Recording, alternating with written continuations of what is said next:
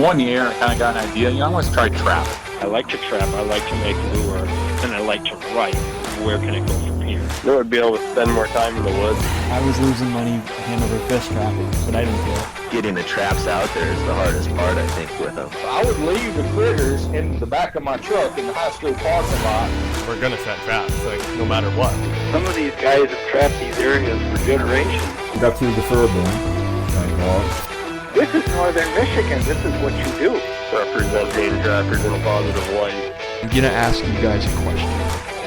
Do you know everything? This ought to be fun.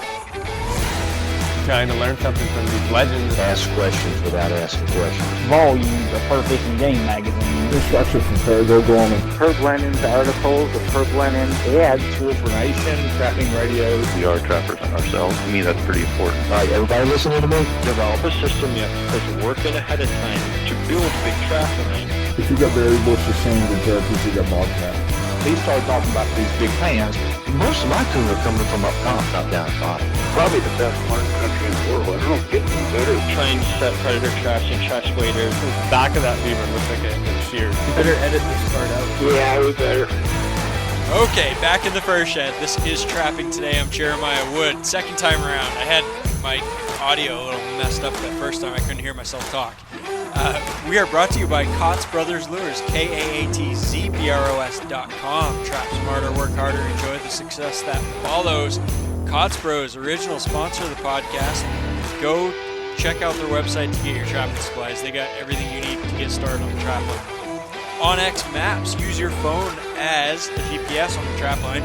Mark your trap locations, run tracks, scout trapping areas with the latest aerial imagery, and get landowner information. You're going to use this app for so many different things. Use the promo code TRAP, T-R-A-P, at onxmaps.com to get 20% off of your first purchase. And Moyle Mink and Tannery, where are you going to send your fur? What are you going to do with it? Are you going to sell it to a buyer? Are you going to send it to auction? Or are you going to save that fur, get it tanned, preserve those memories, get a few wall hangers, maybe even work on creating a few fur products yourself?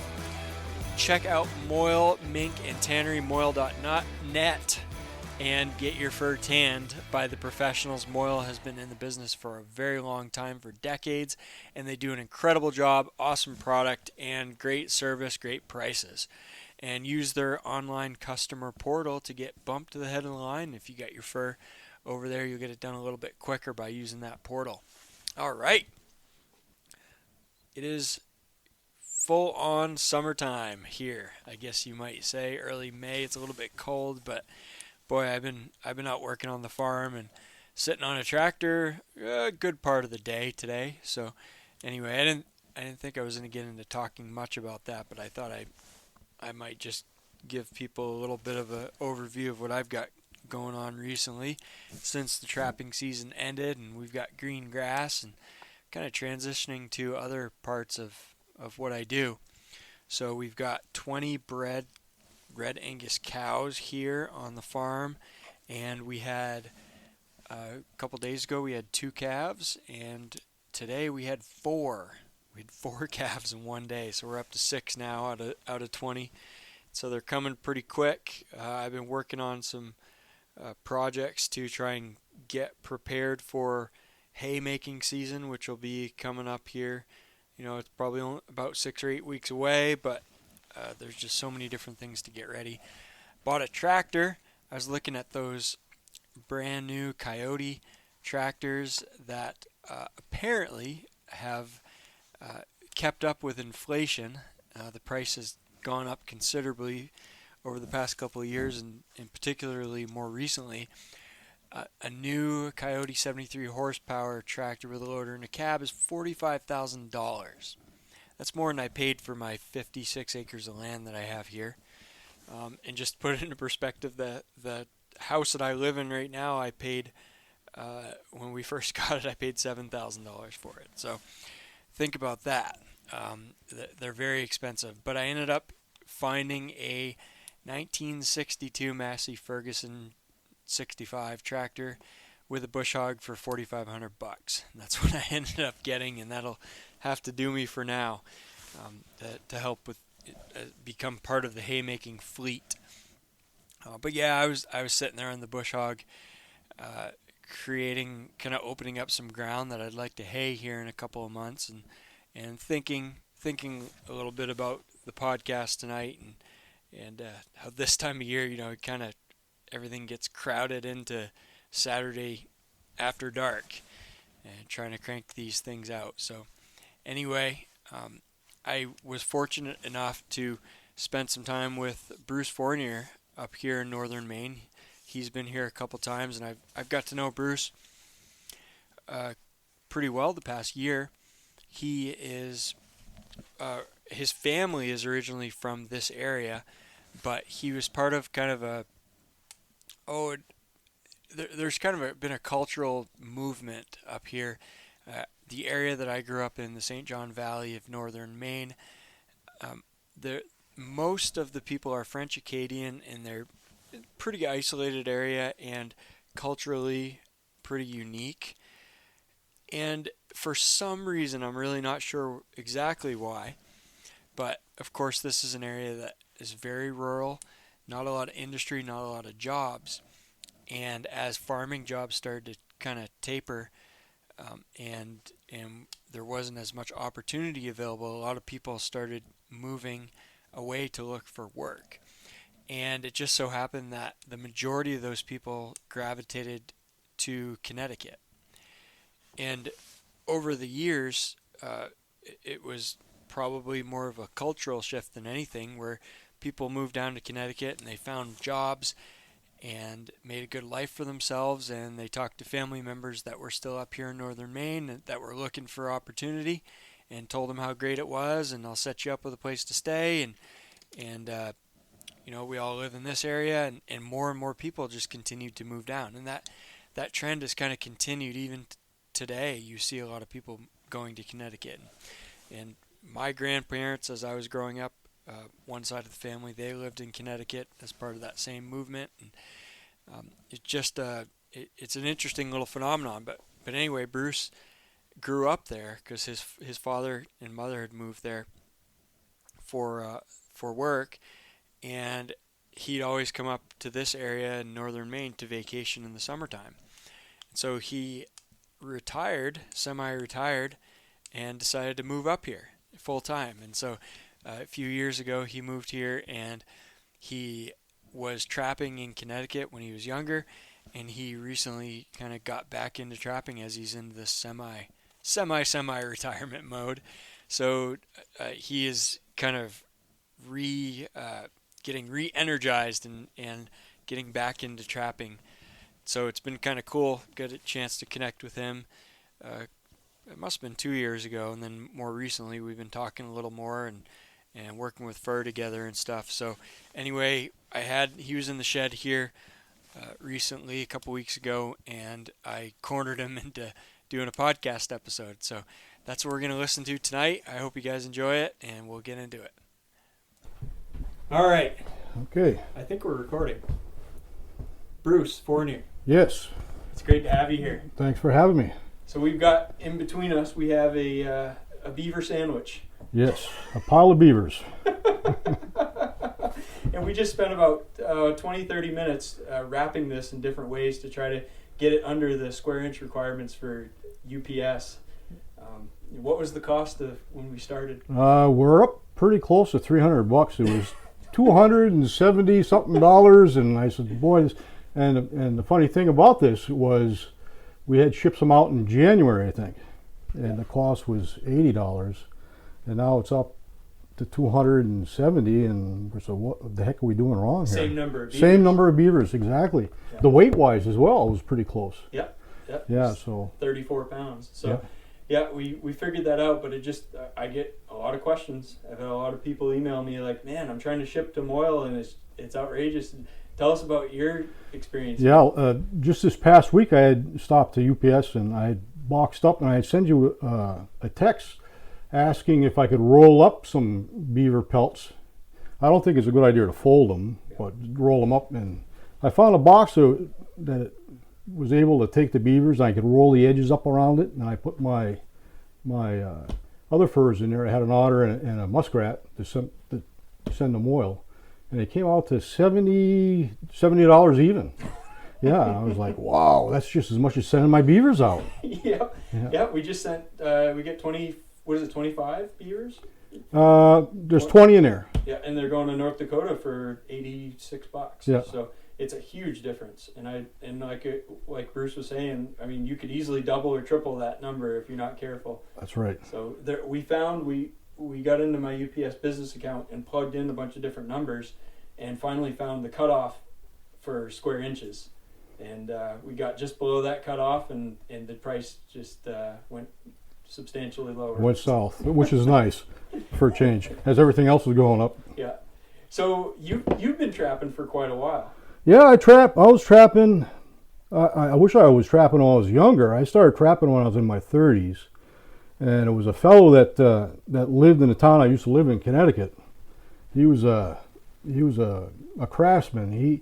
He built houses, and he built everything. When I say he built the house, he built it from the ground up. Foundations, all the finished work on the cabinetry, plumbing, electrical. He did everything. He's a very, very, very good craftsman.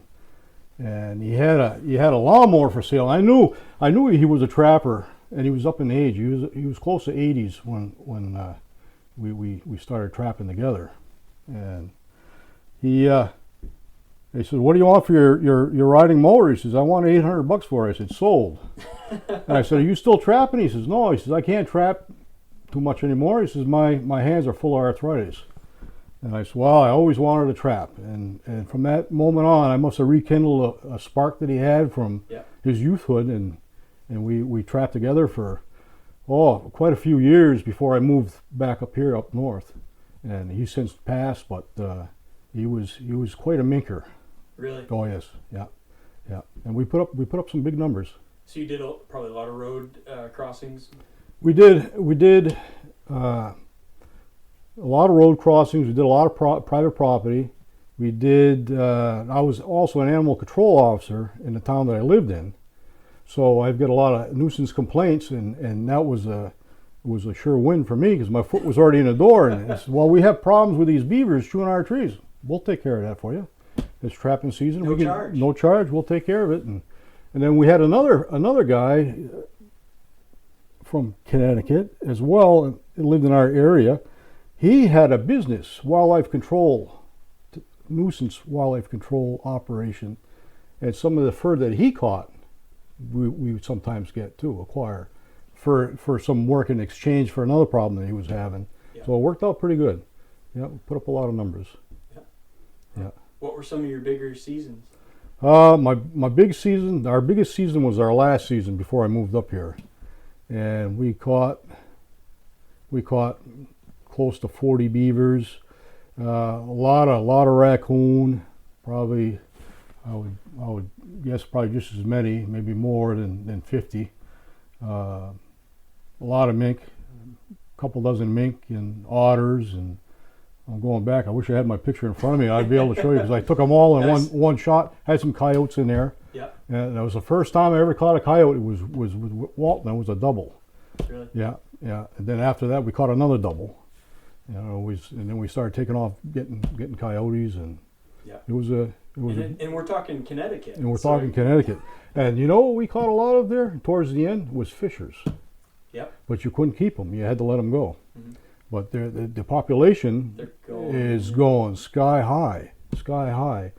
And what I noticed about the animals down there versus the animals up here, a lot of tick bites down there. So you go to flesh, you can hit a bump, and you really have to be careful down there.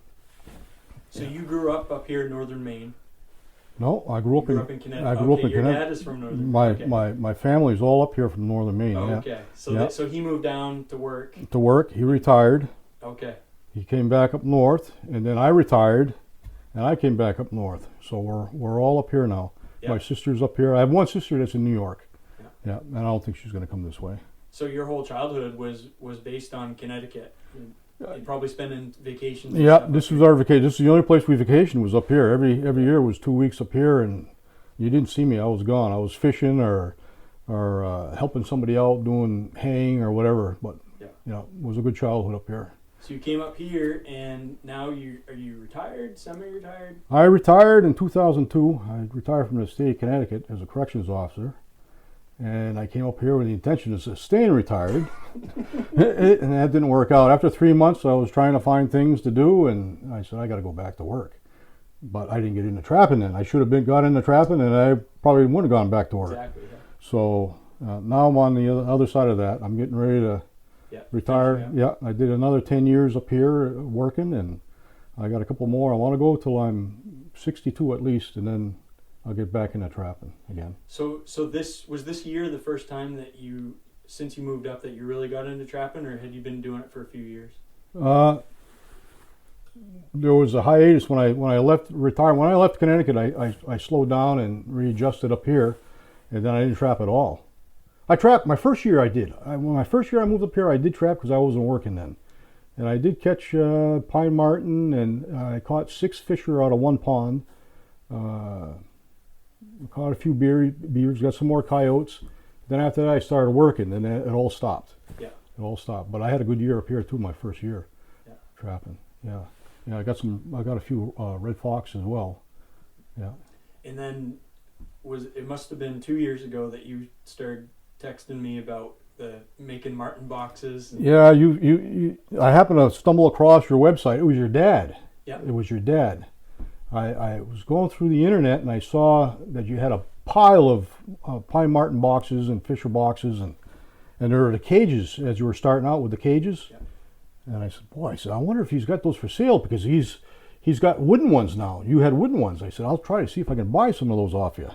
And you had sold them. So, and then I started listening to your podcast, and well, I'll tell you what, it doesn't take much to get the bug back, and I got right back into it.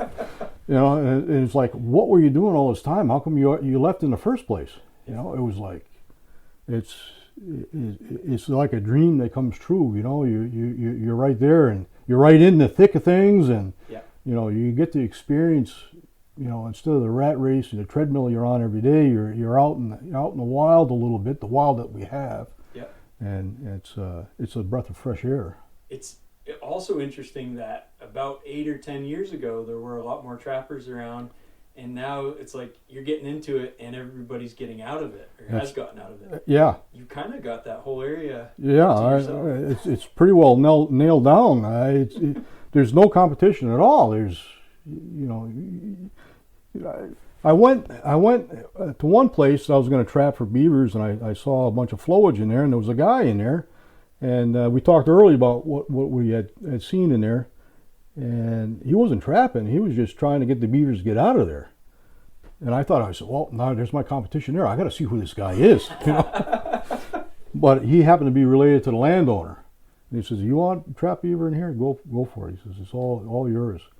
And to tell you the truth, I trapped all winter this winter, and I did not see one trapper. Not one trapper. There's another trapper that I know of, but he's doing animal damage control for, I think it's for the state. He's working for, it is the state, but he's doing coyote trapping. Yeah. Up that end, and I guess he got a pickup load of coyotes too. But that's the only other trapper that I know of. There was a family in town. The man has a couple kids, and he took the kids out trapping one little pond, and that was it for them.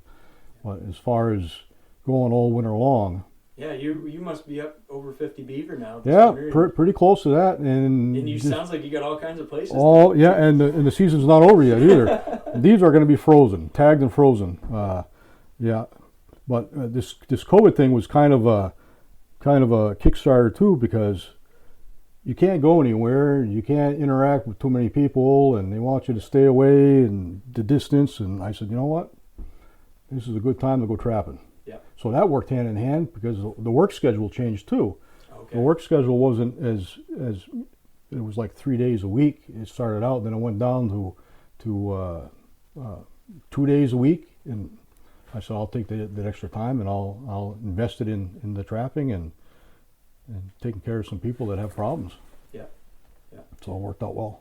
So how's the under ice beaver trapping been for you? It was awesome. It was a really, really good year. I made a couple of purchases. I made a purchase on an ice saw, a hand saw. Oh, really? Yeah, I tried to find an old timer around here that had one, but because I used to saw ice blocks out years ago. Yeah, and store them in the summer. Yeah, use it under sawdust yes, and stuff. yeah. Some guys use that, use hay or whatever they had around the farm to make their cold storage. And I did find one. There was a company out of Wisconsin, and this guy was into spearfishing. They spearfish through the ice over there. Yep. And it's like a 4-foot hole that they cut.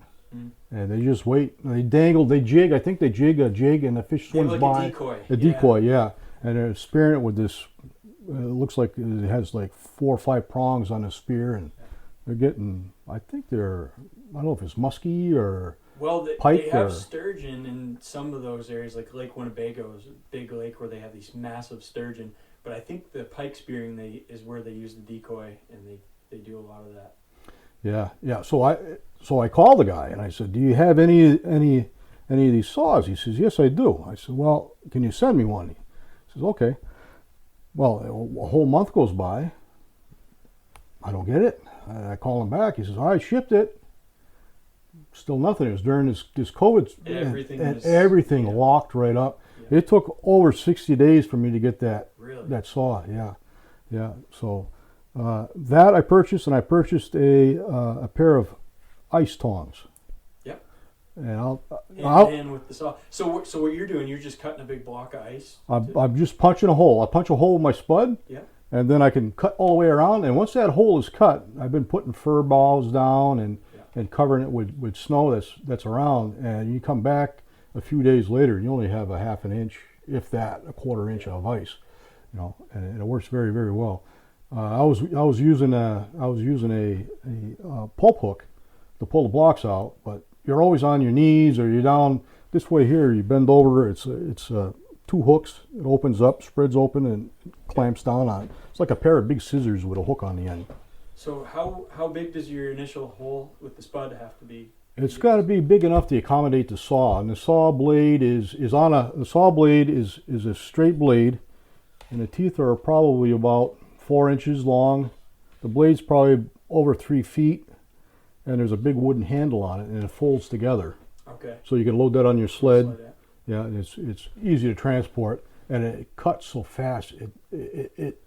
What a difference. Does it? Do you have issues with like binding up? Do you have to make sure you get it straight? No, the only issue I have is when you're sawing through the ice and you're close to a cache or you're close to the beaver house and you hit a piece of wood, it'll stop. No, it doesn't like wood. Okay. No, it'll stop you. But when I get to that point, I just take my spud, and you just hit right next to where you had sawed, and a big chunk will fall off. Yeah, and then you can get underneath with some loppers and cut whatever brushes under there, and just keep going. And I use that this winter, and I'll never go back to chipping again by hand. Yeah, right. Yeah, and it seems that the edge seems to hold pretty well too. Mm-hmm. Yeah, and I just used it last weekend. I showed my brother-in-law. We were ice fishing. I drilled a 10-inch hole. And I said, "You ever see this saw work?" He says, "No." I took it out and I sawed a big square out. It was just 2 sides, and the back I left untouched. And I took my spud and I hit the back and just broke right off. Yeah. And it was over 20 inches of ice. Yeah. So it works. So it'll work. It works. It works good. Huh. And it saves a lot of work. What do those cost? I think I paid right around $100 for it. Yeah. Yeah.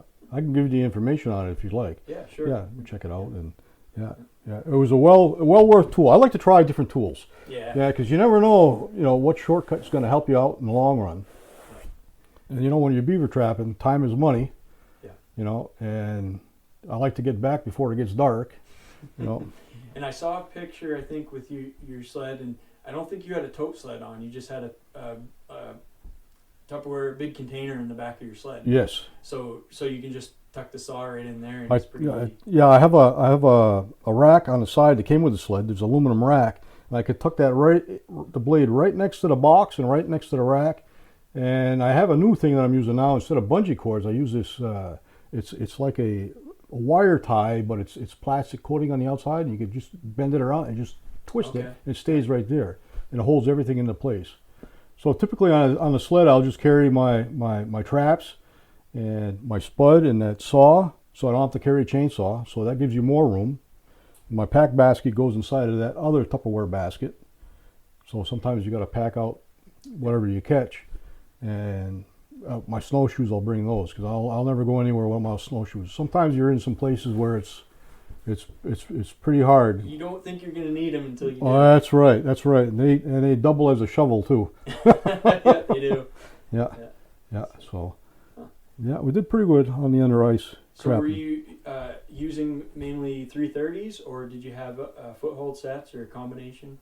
I tried some snare sets, and for some reason the snare and I just don't get along. It's not working out. I tried a bunch of different depths, and I only put one snare pole in. I had 6 snares on the pole, and I had no luck. The year before, I had 3 snare pole sets, and every time I went back, the snares were all knocked down.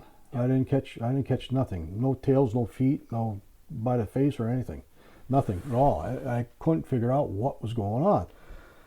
This year, what I found out with the 330s was, and I send you a couple pictures on it, a lot of hind foot catches. That was odd. I would say maybe I got half a dozen hind foot catches this year, and they were mostly bigger beaver that were doing it. So I'm thinking they're trying to fire the trap off, and they're swimming by and kicking the trap, and they're getting caught in it by the back foot. These were different lodges, different. These setups? were different lodges.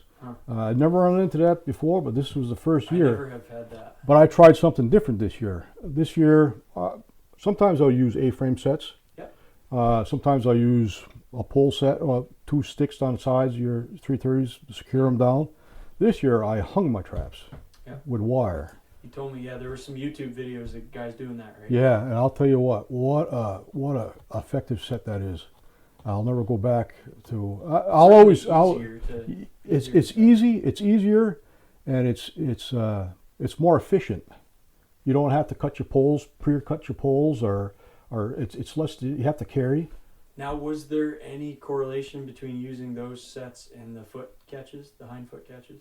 They were more productive once the ice came out. I didn't use any 330s until the ice came out. I was using drowning sets and rebar and that was very effective set. I did it very well with that set as well. What did you use for footholds? I had some old Victors kicking around. They were probably around number 3s. Yep. I used some of those. I lost one trap. The S hook that was hooked off the chain onto the slide, the lock. Somehow he must have spun around and it just twisted it open and he got out. I lost the whole trap and everything, unless it was taken by somebody. But I doubt it. I didn't see any activity out in the woods other than myself and a few moose. That was it. Yeah, yeah. You see what I got there? Yeah, those are pretty nice. Yeah, I get those metal conibear stands, and I haven't used them yet. I'm going to try them this spring, just trapping from the truck that they'll be a little more efficient, as opposed to trying to find sticks and stuff. Right. Now that works good too. I have some of those as well. Yeah. Okay. Did you like those? Those work okay, but it's if you have that in. What we're looking at is it's essentially a piece of rebar with some bracket on the end of it that'll hold the jaws of the 330 once you compress them. Yeah, I have a few of these, and I found a couple places that I trapped with them. Once you have them bedded in the bottom of the creek or the stream, I really have a hard time pulling them out once they're in there. So I try to set the trap underwater, and once you stir up the mud, you can't see it. You can't see nothing. Yeah. So you got to fool you around trying to get it out there. You set them beforehand and then try to push it down, or you probably can't get those in if it's any amount of rocks. You got to pound them in. Yeah, I've got another piece of an old tire iron that I straightened out with a lug nut on the end of it, and I put that right on the top of this. Okay. So it sticks out of the water, so I can bang that straight down and get this flush into the bottom. Okay. And if you try that, you're gonna get soaking wet trying to hammer that in the water. There's no way. Well, like you say, you got to almost wait a half an hour to get to. Yeah, it's got to. Hopefully, you got a good flow of water to clear it up, because you never get your trap in there. Yeah. That's the only problem I had. They work good though, but the A-frame sets work real well for me too though. Yeah. Yeah. And I can almost set them up like a tripod. If you can't sink them in the ground, and where they cross on the top, you can get another branch, put it across the top, and anchor it to another tree or back to the ground, and just to hold it steady, and it does work well.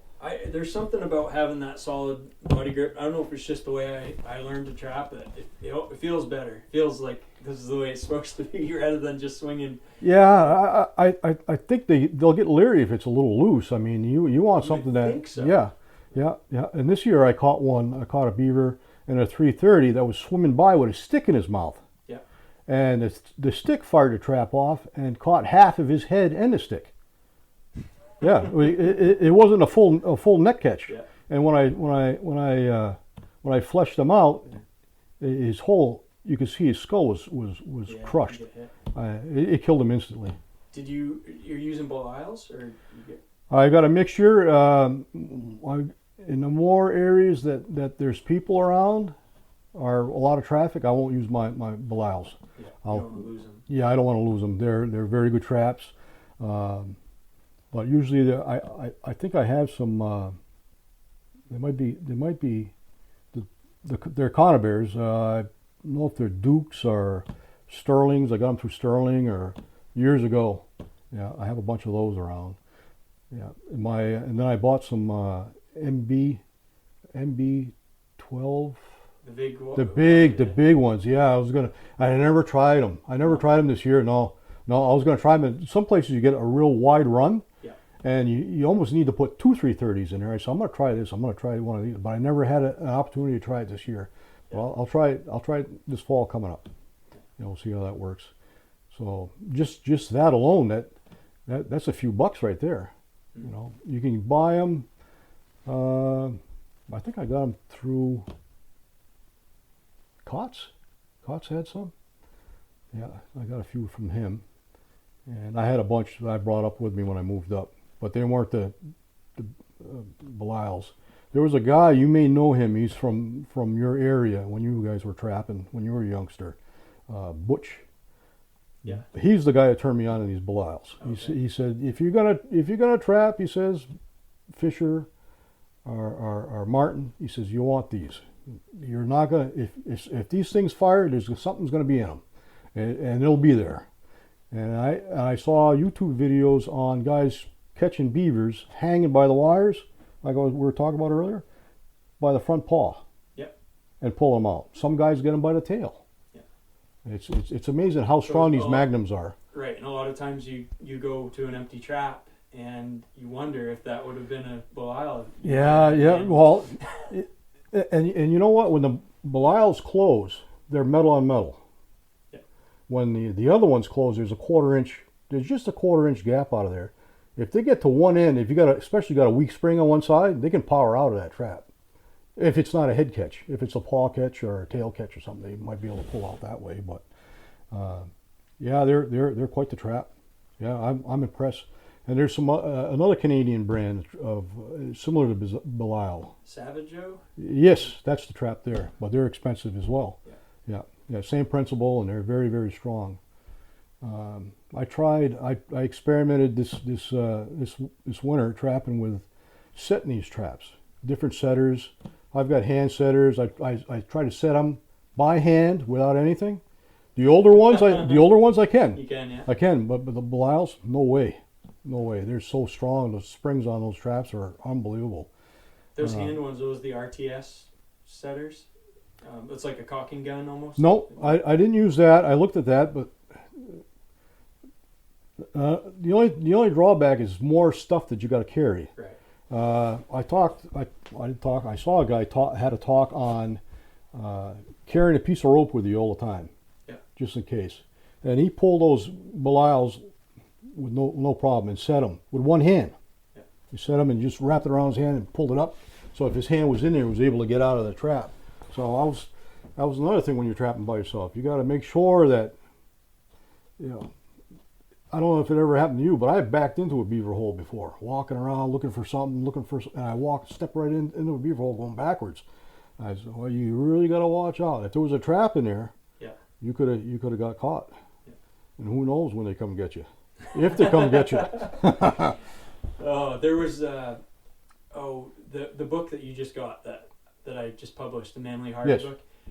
He talks about almost getting caught in a bear trap. And in the footnotes of the version that Bill Crone published at the University of Maine, that original book that was $100 that's really hard to find. Right. There's a footnote in there that talks about a newspaper article from that same time frame, the 1800s, where there was a trapper that went missing.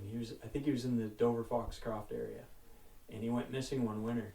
Well, the next year they found him, both hands in a bear trap. Oh no. Well, I could see it happening. There's times when that old fellow that taught me how to trap, I'll never forget it. He was showing me how to set these foothold traps, and it was probably a number 3. And the way he was setting them, he used to set them right on his knee. He could be sitting down or standing up. You could set the trap right on his knee, and you get the spring, the ears on the side of the trap, and he dropped it down, and he tried to get the dog to come over one of the jaws, and I guess the pan wasn't really set right on the trigger on the other side, and that thing went off, and his hand was in there, and I'm like, wow, this guy's gonna lose his hand. I didn't know much about trapping back then. He says, calm down, calm down. It's not a big deal. Not as bad as it looks. I'm gonna tell you what you gotta do. He was out just like that. I said, wow, that wasn't too bad. I said, how's your hand? He says, well, he had arthritis, so it was probably hurting before it even happened. So, yeah, and that was one of the things that we switched off on. He had a hard time setting traps, and his name was Walt Palmer. He had a hard time setting traps. Sometimes, if it was a bigger trap, I would set the trap, and then he would fine tune it, and he would set it the way he wanted to set it, and I would just continue on the other end. He would get one end of the stream, I get the other end of the stream. So we had it set up where in the morning, I'd work third shift towards the end of my career. I'd get out of work, I'd pick Walt up. Walt would already be in his waders waiting by the door for me. I'd pick him up. I still had my uniform on from work. I'd throw my waders on, and we'd take off. We would run the line in the morning, and whatever we caught for that day, he would comb out and dry.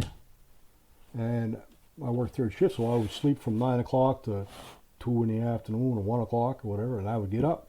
Then I would do my animal control job. And my animal control job, on the way back from that job, I'll stop at Walt's, pick up the fur that he already dried and combed out. I'd bring that home, and I would skin it and flesh it. So on the way in at midnight, going back to work, I'd swing by Walt's again, drop off the fur that I had fleshed. He would get up in the morning, he would stretch that fur.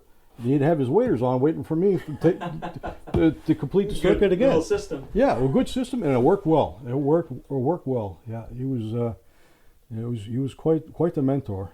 He's going to be he's greatly missed, that's for sure. Yeah. But he started. His dad showed him how to trap, and it was just fortunate that we hit it off, and he turned me on to a couple other guys that were up in age too. They're in their 80s. They were getting out of trapping because they couldn't no longer do it any longer. So I was able to purchase some of their equipment that they had. Yeah.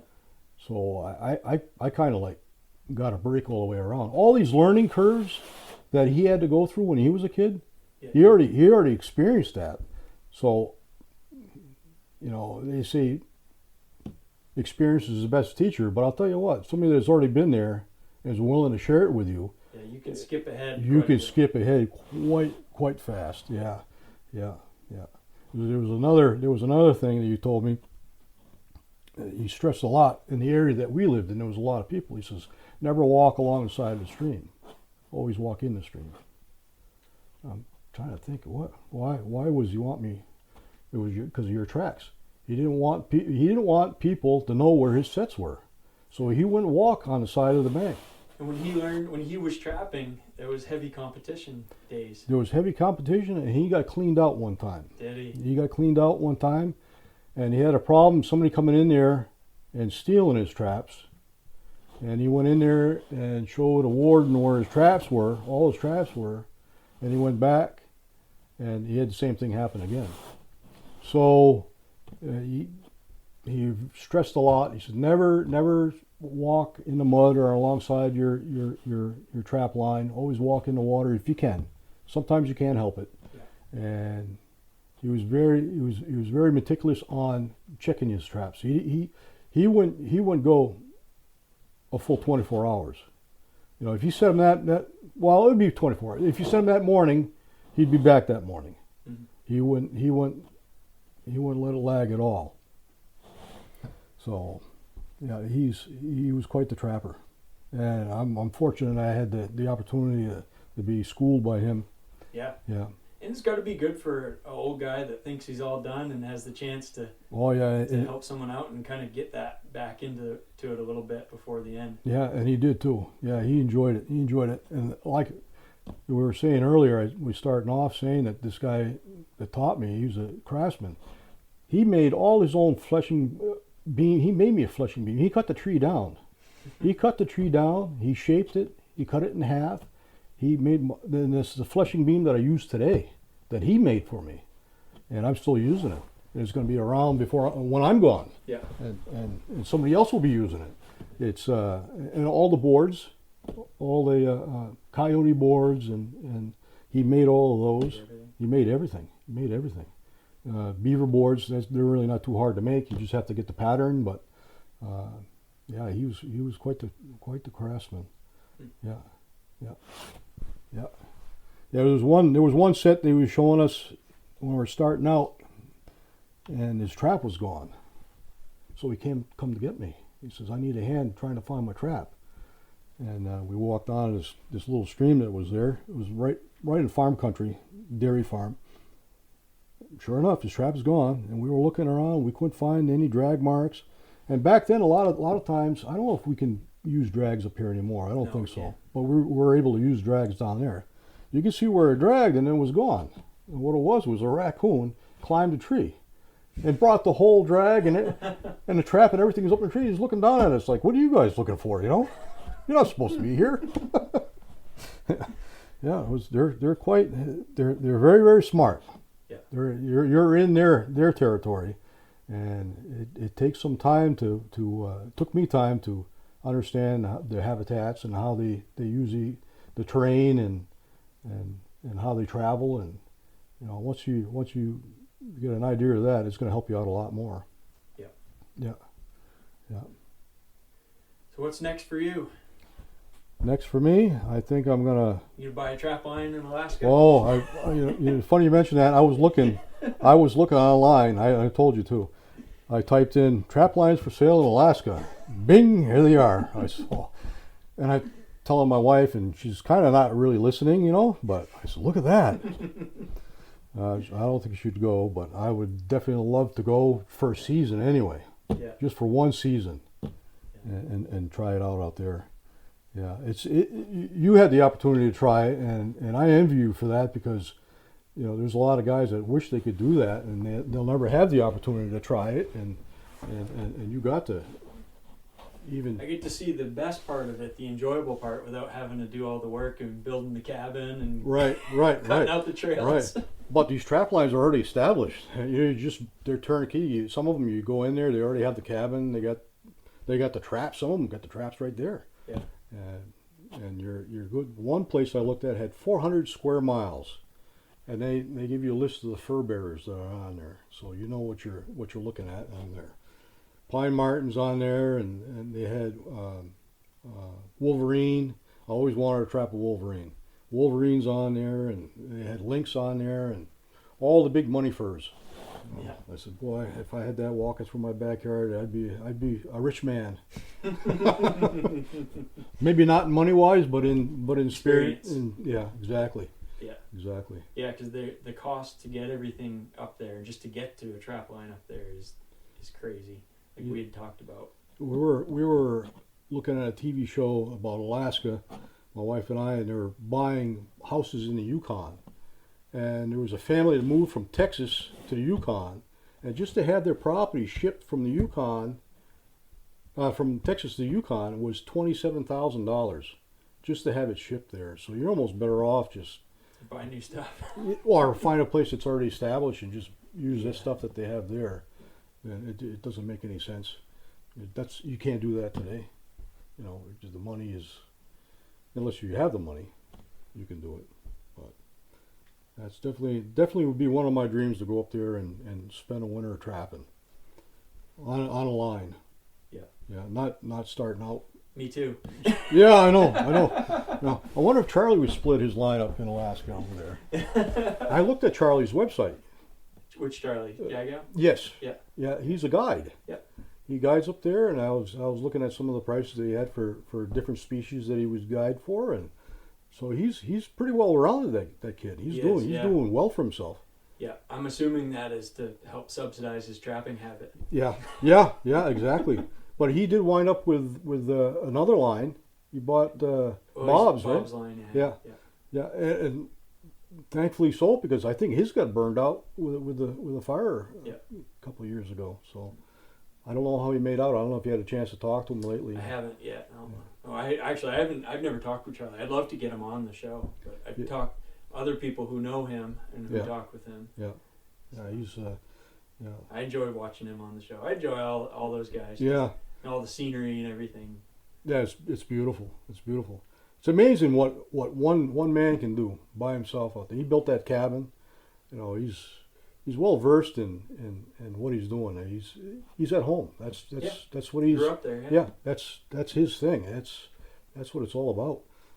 You know, and being able to have a plane and you can really cover some area, and you know, he was out on the off season fixing his trap line where there was hills. He was digging trenches out so he wouldn't roll his sled. Yeah, I was watching that, and it's just it never ends. It never ends, and I guess what really happens is the more you do, the more you want to do. You know, people get lethargic and they sit around. The less you do, the less you want to do. Yeah. You know? Yeah, that makes sense. It's just you get into a habit. Yeah. So it's a hobby that I'll enjoy for life. You know, I don't know.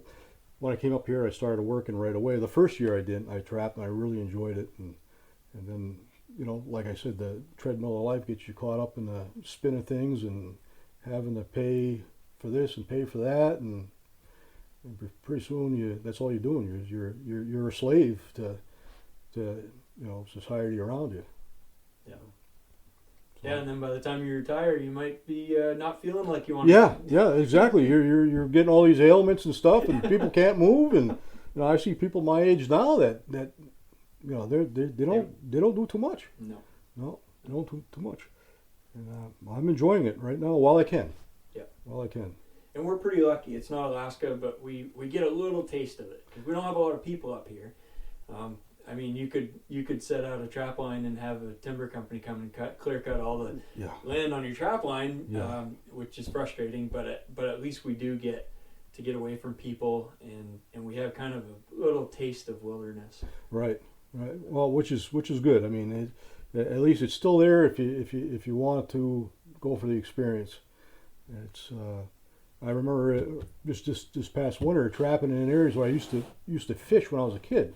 And the landscape and everything is just totally different than what I remember. Yeah. Everything's logged off, and there's a lot of even the stream, the way the stream used to run is all different. From beavers backing it up, it goes a different route, or the floods in the spring and the water can't go through, and it changes so much. Yeah. It's amazing how much just one season will change things. Yeah, so. Very good. I think that's it. You got anything else that you want to talk about or mention? No, I think that's pretty much it. I'm just glad for the opportunity to participate, and I thank you very much for your help. Yeah, taking care of some fur business on the side here, and that's the danger. If I do you a favor, you have to sit down and record a podcast episode. Well, you know, hopefully somebody will listen to it. Oh yeah. I'm sure they'll enjoy it just as much. I find that I just sit down and talk trapping, and I think, well, there's nothing special about that. And then you get a few emails of guys, wow, I really enjoyed that. Well, just like you said about the episode with Jeff last week. Last week, that was awesome. I mean, you know, this guy he's walking a fine thin line with the people that are against and the people that are for and the people that are on the fence.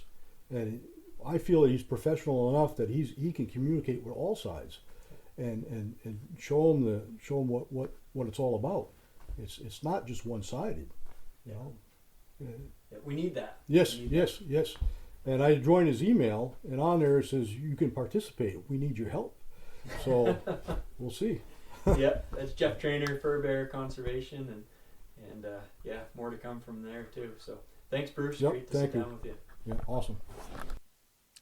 All right, that's it for tonight, folks, and I hope you enjoyed it. As always, you can contact me, jrodwood@gmail.com, with feedback from this episode, with ideas for future episodes, with questions that you might have, jrodwood@gmail.com. And finally, the Kotz Bros message of the week from kotzbros.com, KAATZBROS.com.